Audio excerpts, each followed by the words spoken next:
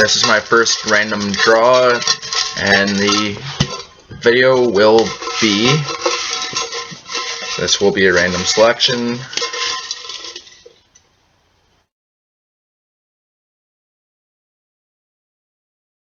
Friday the 13th, Part 6, Jason Lives review. The review will be right after the intro coming up next, so I hope you enjoyed the video and it helps you choose if you want to watch this video. Thanks.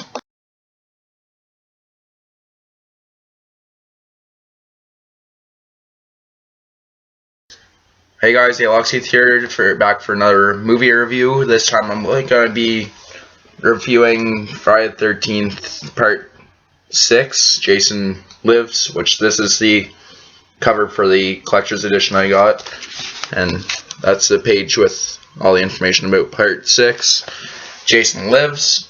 It was in 1986 release date. I like the scenery of the movie the first off. It had dark atmosphere, stormy weather, and starts in a graveyard, giving a good feel to begin with, and it actually gives a good impression of the film. Jason rises from the grave via lightning strike to a post or whatever that he got stabbed with, and the minor detail I really didn't like in the first say I think it was 20 minutes, it was whenever Jason killed one of the women in the beginning of the video. It shows him stabbing her in the face and like a little puddle formed by the storm, but whenever it zooms out on Jason, you can tell the post is nowhere near the body or near the head. It's like way off to the side in the puddle, so I didn't really like that. And really it was the lake and the camp was a really good set and really good area, good scenery, and good sequel area, nice return. The alcoholic graveyard worker was killed in the first half hour. He was really a plot point for the film of like, okay, Jason was dug up from the grave, and it showed him a couple other times. He was like a comedic plot point sort of. The special effects were really good. There was lots of like blood splatters and like fires and stuff like that. Like the scene there in a RV type vehicle, and they went like off a jump or off dirt mound and whatever, and it flips and shows all the fire underneath the vehicle, which I think was a good touch. Another gripe I had with it was Camp Crystal Lake was renamed Camp Forest Green to actually get away from the Crystal Lake horror scene with from previous movies, and they're not really trying to kill the myth of Friday the 13th within town, which sort of added to the plot and trying to get it.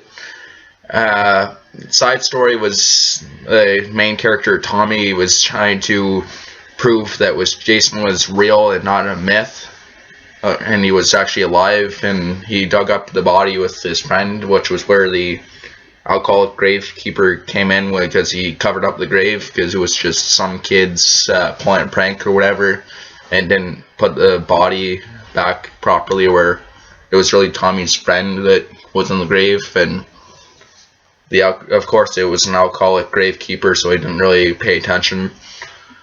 Really it was a generic Friday the 13th plot where it was all the counselors being murdered at the camp with like a few other people dying on the way back to the camp from Jason, like I think it was work camp or work thing for paintball, which the workers died. It was like a retreat type thing, and the couple counselors on the way to the camp died, thus the woman in the puddle I was talking about a little bit earlier, not very, yeah. But why really change the main plot when it works for Friday the 13th? It much makes it a legendary slasher flick and series, and it really innovated the slasher regime for horror movies.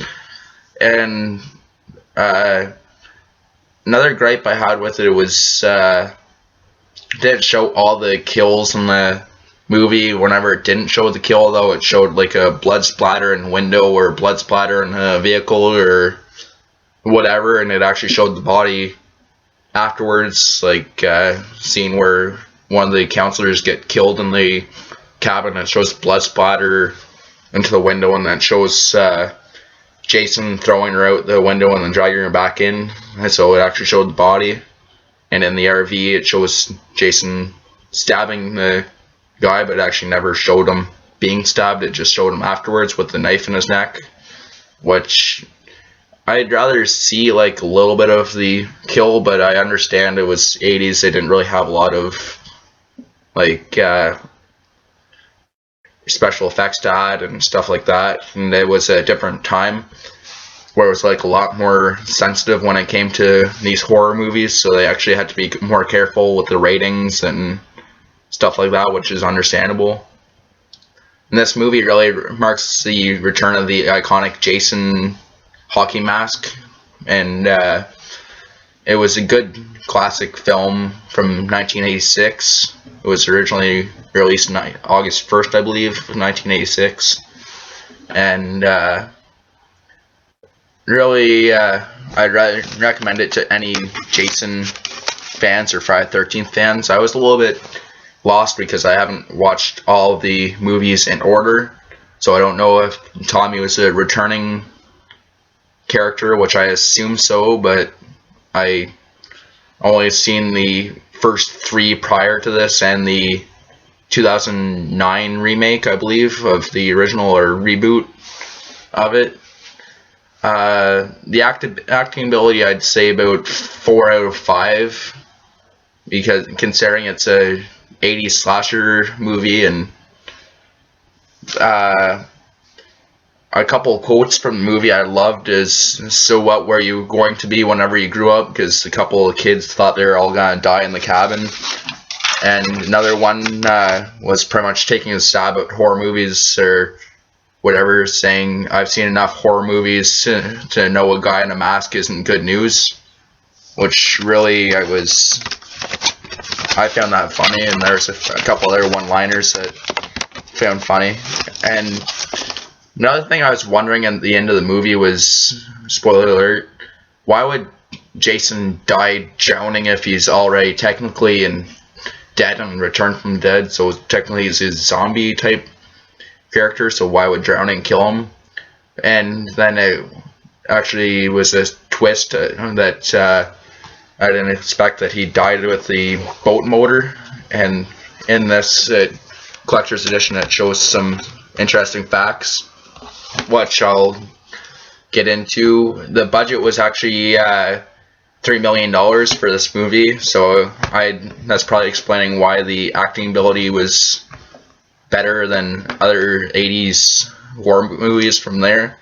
The average time it takes for a character to get over death is 2 minutes, which I found absolutely true in the movie. Really, the girl that was with Tommy, I don't remember her name, I didn't really write down the notes, but she found one of her friends' dismembered heads in one of the police cruisers. She panicked, and then like a couple minutes later, the next scene, you don't see any real panic from her other than her worrying about Tommy.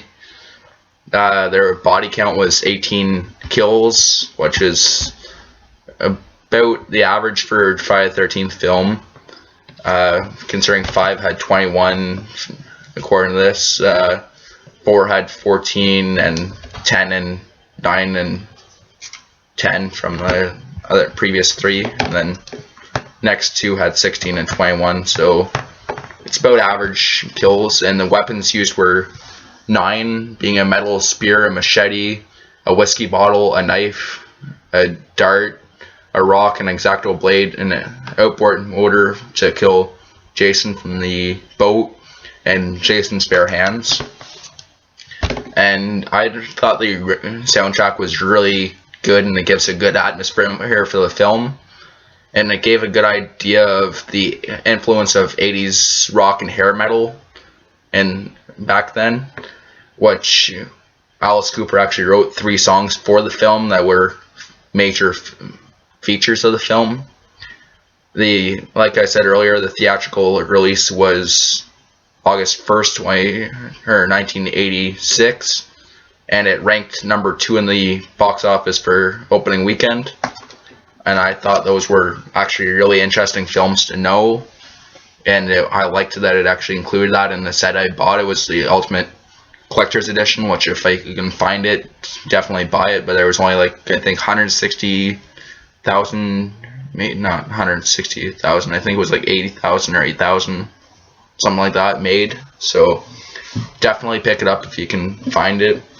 I would definitely recommend this movie for all Jason fans and Friday the 13th fans that haven't seen it, and it would be a must-have for any collection.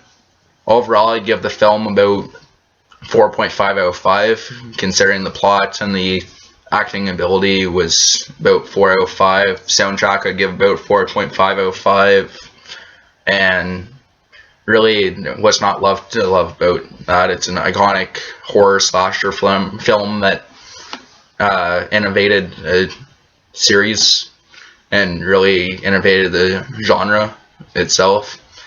So I'd like to thank you for watching the video, and hope this movie review helped you decide if you want to watch the movie, and if you agree, disagree, leave it in the comment section below. If you like it, then like it.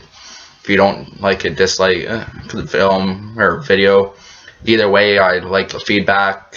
If there's anything you think I can improve on, put it in the comments. And anything else you want me to review, put it down in the comments below. Please subscribe if you enjoy my videos, and have a good one. Peace.